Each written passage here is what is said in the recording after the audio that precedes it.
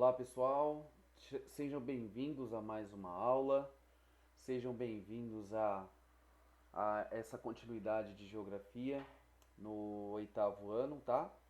Então nós vamos fazer duas coisas hoje, a aula vai ficar um pouco longa, mas nós vamos fazer duas coisas hoje, tá? Bem, nós vamos fazer a correção das atividades e o início de uma matéria nova, tá? Terminamos com migrações, deslocamento populacional, terminamos com todos eles. E agora a gente vai avançar um pouquinho, ah, terminando as correções, fazendo as correções, tá bom? E, e dando uma avançada, falando um pouquinho mais sobre ah, algumas atividades dentro da América, América em si, América anglo-saxônica, América do Norte, América Central, América do Sul, esse contexto, tá? Americano. Mas também lembrando que nós vamos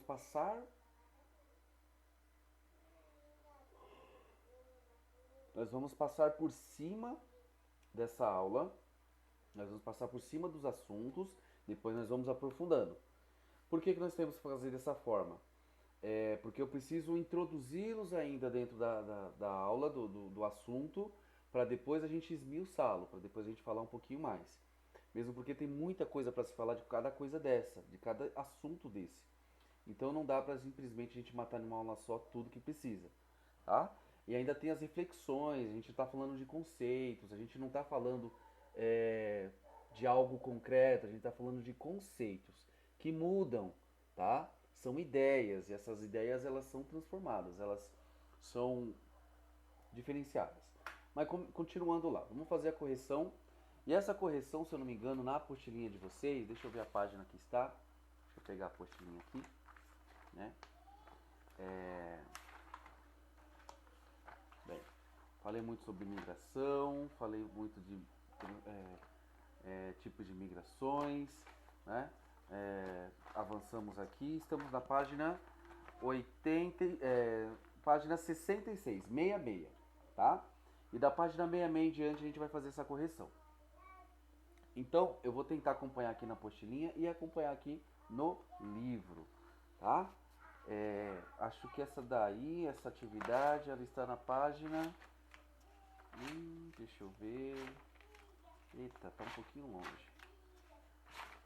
Mas tá por aqui. Né? Tá aqui. Bem, tá aqui. Vamos lá, vamos começar. Analise novamente o mapa da página 41 e responda as questões. Qual dos continentes possuía a menor população em 2017? Qual será a posição desse continente em 2050? Então, se eu for levar em consideração aqui a ideia, né, a Oceania em 2050 continuará como um continente de menor população, tá? Então, qual dos continentes possui a menor população? Essa daqui. Quais eram os 3 países mais populosos do mundo em 2017? Quais continentes eles estão situados? Então, China, Índia, Estados Unidos. Os 2 primeiros estão localizados na Ásia e o terceiro na América. C. Entre os países mais populosos do mundo em 2017, qual apresenta a projeção de maior crescimento populacional? A Índia. Não tem jeito, religiosidade, casta, tudo isso coloca que eles os coloca no pedestal. Eles estão em cima, tá? Assinale somente as afirmativas corretas. Então, Estados Unidos, Brasil, México são países mais populosos da América? Sim, correto. Projeções para 2050 apontam decréscimo populacional na Europa, Rússia e China? Correto. Em 2017, a população mundial era superior a 9 bilhões de pessoas. Errado. Em 2050, a população do Brasil será maior que a da Nigéria. Errado também. As projeções para 2050 indicam que a população mundial está crescendo em ritmos diferentes. O maior crescimento será na África e Ásia. Beleza? Está correto. Continuando aqui, ó. Bem, Observe as fotografias e responda as questões, né? Tem algumas orientações, mas enfim, vamos lá. Relaciona as fotografias 1 e 2 com a dinâmica de crescimento da população mundial. Por que que na primeira foto eu tenho uma quantidade de pessoas muito grande e na segunda foto eu tenho uma quantidade de pessoas menor? Porque aqui são outras épocas, aqui é outro crescimento, tinha uma outra necessidade. Então essa necessidade era de muita da família ser grande, trabalhar na lavoura e a introdução tecnológica também era outra. Hoje, no mesmo lugar lá, bem parecido, coloca-se uma criança por família. Mesmo porque a introdução tecnológica é diferente, o modo de criação é diferente, o crescimento populacional muda, e quanto mais você estuda, mais você prevê, você vê, você identifica e você sente a necessidade de não crescer muito, né? Você fica mais estável lá no seu lugarzinho, tá? O padrão identificado nas fotografias pode ser verificado nas diferentes gerações da sua família? Eu creio que sim, né? Porque eu vejo crianças aí que no máximo um irmão. Se tiver mais do que um irmão, possivelmente vocês vão começar a pensar mais pra frente de ter uma criança só, no máximo duas. E a criança de vocês, quando tiver seus filhos, vão pensar em somente ter uma. E o decréscimo vai continuar, né? Até ele estabilizar, ficar estagnado e vai ficar numa porcentagem só. Então ela diminui. Beleza? Né? Uh, Bem, vamos lá, continuando. 11. Deixa eu ver se está aqui na postilinha. Vamos acompanhar. Acho que já deu uma pulada aí, mas a gente volta, tá? As páginas estão meio bagunçadas. 11. Observe os países da América do Sul no mapa mundo, Índice de Desenvolvimento Humano 2017, na página 57. Compare o IDH do Brasil aos dos demais países sul-americanos. Então eu tenho lá, outros países sul-americanos menos desenvolvidos economicamente que o Brasil, como Argentina e Chile, apresentam IDH mais elevado. Bem, eles apresentam IDH mais elevado, talvez o índice de desenvolvimento humano ele estava prevendo em alguma parcela da sociedade, alguma coisa deve estar acontecendo aí para poder ele ter o índice de desenvolvimento humano mais elevado. Ele tem esse desenvolvimento humano mais elevado, porém o desenvolvimento dele não é tão elevado assim. Há uma contradição no modo educacional e no modo oferecimento, acesso a tudo que a sociedade pode oferecer ao indivíduo. Tecnologia, estudos, viagens, lazer, saúde, cultura, tudo isso. Então talvez o índice de desenvolvimento humano esteja mais elevado com base na cultura daquele país e no modo de vida daquele país. Se a gente for colocar um país desenvolvido, Brasil, que poderia estar em uma categoria maior, talvez isso mudasse um pouco. Então é um pouco relativo, tá? O índice de desenvolvimento humano ele não está pautado em uma régua com uma regra simples. Ele é uma régua que alguns se aplicam e a outros simplesmente é só um índice para a gente ter uma ideia do que está acontecendo. Então, 12. Assinale corretamente a corrente migratória, que é a mais aceita pelos pesquisadores brasileiros para explicar as origens dos primeiros seres humanos na América do Sul. Então, os primeiros seres humanos chegaram à América por terra. Tá errado, não chegaram, né? Utilizando-se de passagem, de uma passagem que teria se formado com o congelamento do... Bem, eu não vou nem ler essa daqui porque nem dá, né? Nem precisa. Mas essa daqui, beleza.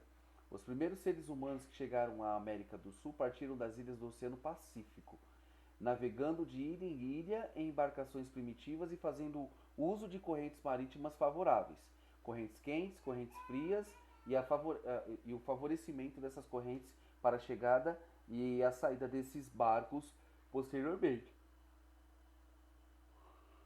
Por que eles fazem isso? Porque motores, essas coisas não existiam, era a vela ou a remo.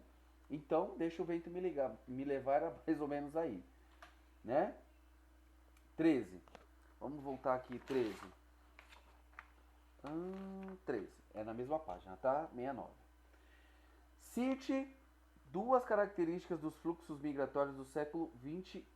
Duas características dos fluxos migratórios, sim, tem.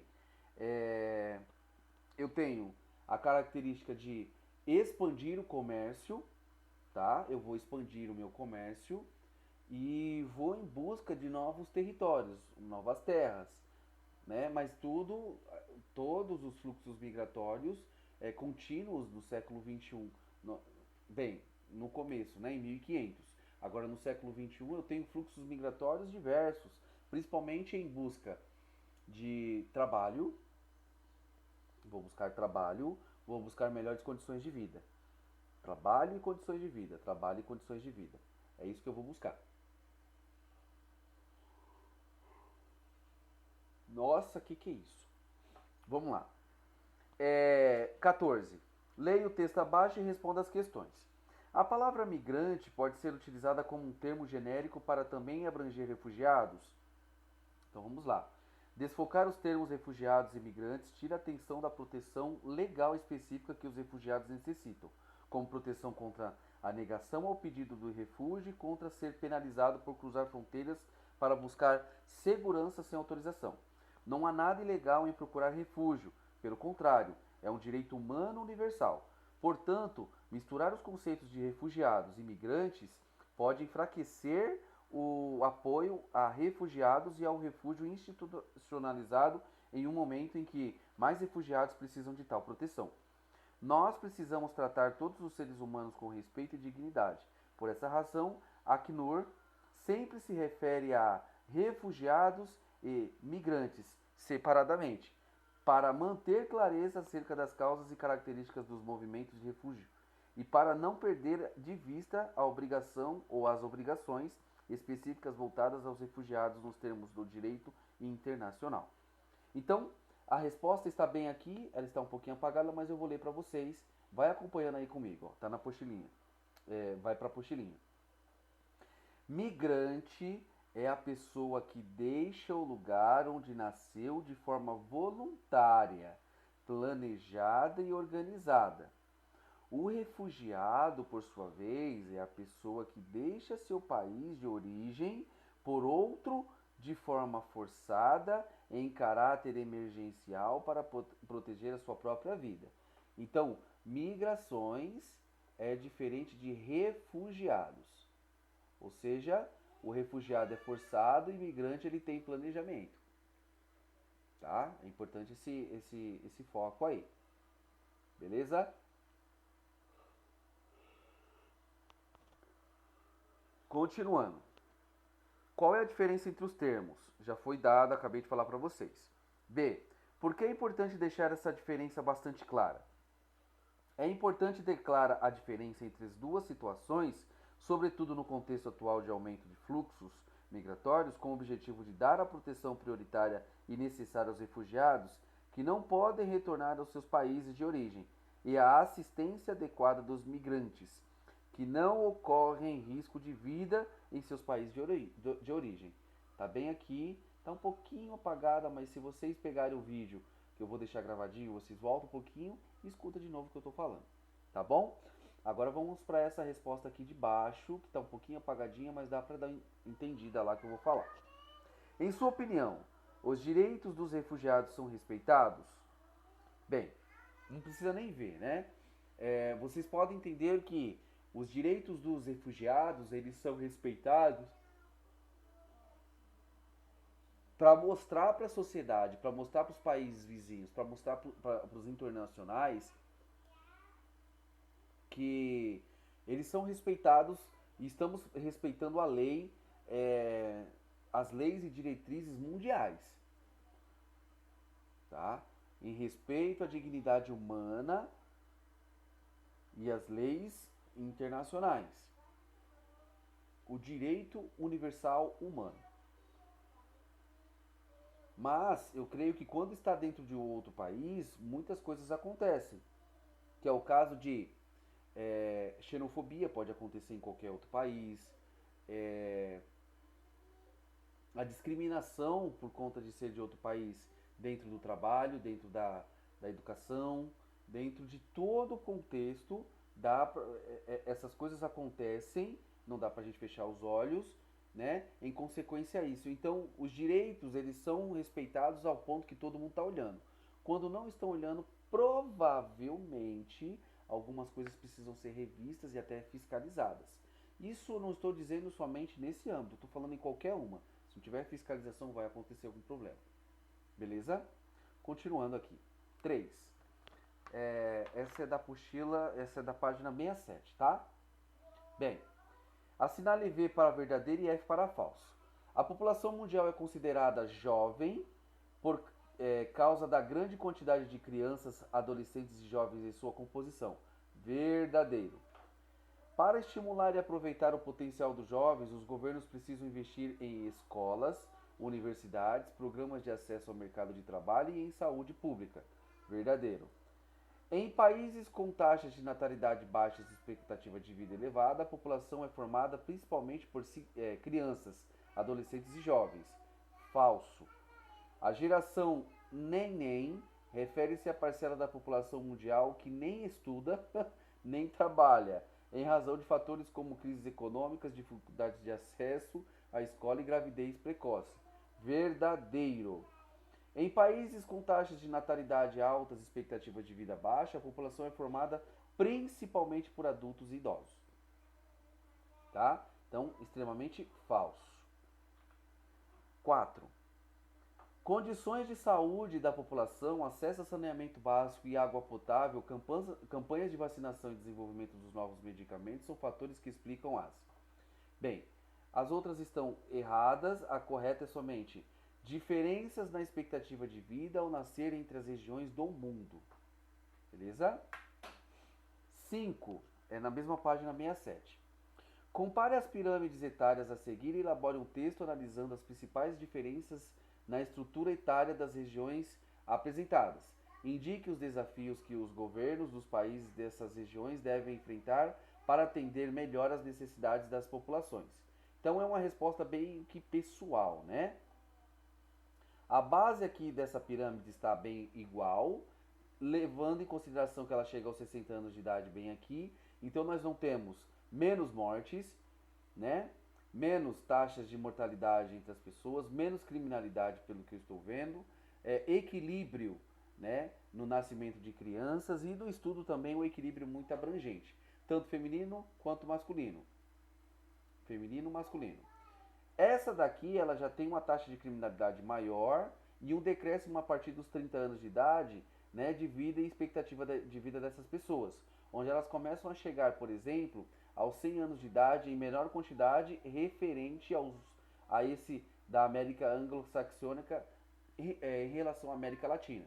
Significa que o desenvolvimento humano na América Latina é muito inferior ao desenvolvimento da América anglo-saxônica, que é lá no norte. Aí você tem México, Estados Unidos e Canadá, tá? Aí todo o resto é América Latina. Ali em cima, a América anglo-saxônica pela a sua colonização, né?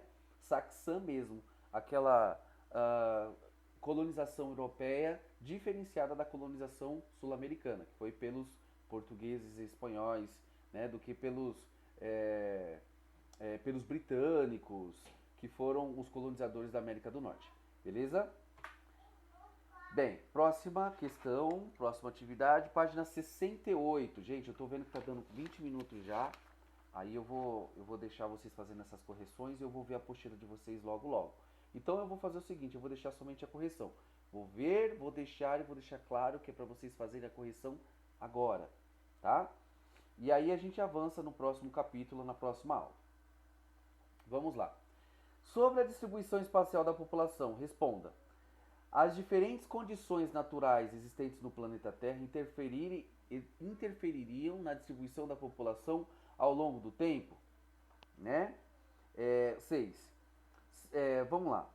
Os primeiros grupos humanos em geral se fixaram próximo a rios, áreas de relevo relativamente planas e com condições de temperaturas que não fossem muito extremas. Tais condições favoreceram, entre outras coisas, o desenvolvimento da agricultura, o conforto térmico, o abastecimento da população e o estabelecimento das vias de transportes e rios. Está tudo aqui, ó, né? Eu acho que dá para dar uma entendida aí se vocês derem, né, uma prestada de atenção bacana. Que os alunos respondam, né, que os grupos em geral se fixaram próximo a rios, áreas de relevo relativamente planas, com condições de temperatura que não fossem muito extremas.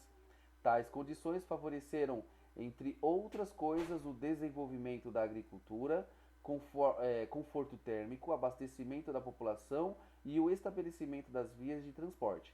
Tudo isso é o que a sociedade pode estar oferecendo. Eu vou enviar essas fotos, essas atividades, essas fotos para vocês. Vocês conseguem ver direitinho no grupo de vocês, tá bom? B. Atualmente, a proximidade dos recursos naturais na distribuição da população é grande ou pequena? Justifique sua resposta. Bem, essa é a B, né? A interferência é pequena, visto que ao longo dos séculos a intervenção humana e o desenvolvimento das técnicas reduziram a importância da proximidade dos recursos naturais no estabelecimento dos grupos humanos. Né? Tá bem aqui, ó. Eu tô aqui na frente, eu tô com essa foto, não vou conseguir tirar, senão vai travar tudo aqui. Mas eu vou mandar essa foto com essas atividades para vocês. E, inclusive, tá aqui gravado, vocês podem ver, voltar. Bem, 7. Complete as lacunas. Os países mais populosos do mundo são China, certo? Ah, tá, tem a C. A maior parte da população mundial vive nas cidades ou no campo? Nas cidades, isso é óbvio. E Índia, China e Índia. Um dos países mais populosos tem grande população absoluta. A densidade demográfica corresponde ao número total de habitantes devido pela área territorial. D. Os continentes mais populosos e povoados do mundo são Ásia e África. Beleza? Continuando aqui. Diferencie populoso e povoado.